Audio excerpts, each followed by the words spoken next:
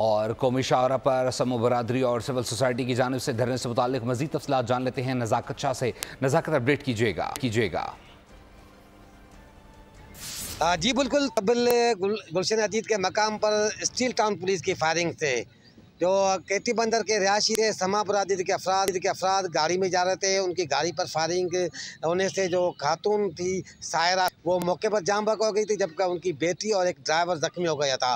इन वाक़े के ख़िलाफ़ समा बरादरी की जानिब से जो 20 घंटे से जो गगर फाटक के करीब कराची ठट्टा कौमी शाहरा पर जो एहतजाजी धरना दिया है, उस धरने के बायस जो है गाड़ियों की लंबी कतारें जो है ना वो लग गई है और ट्रैफिक आने जाने वाली मअतल हो गई है। आपको बताएं 20 घंटा हो गया है और गाड़ियों में जो सब मुसाफिर है वो उस वक्त सख्त परेशानी का सामना कर रहे हैं।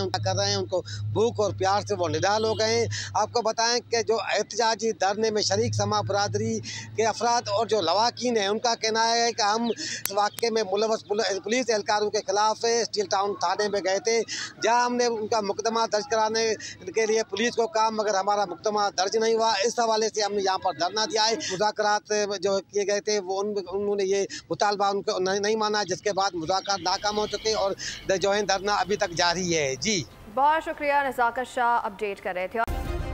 सब्सक्राइब करें और बेल दबाएं ताकि कोई खबर रह न जाए।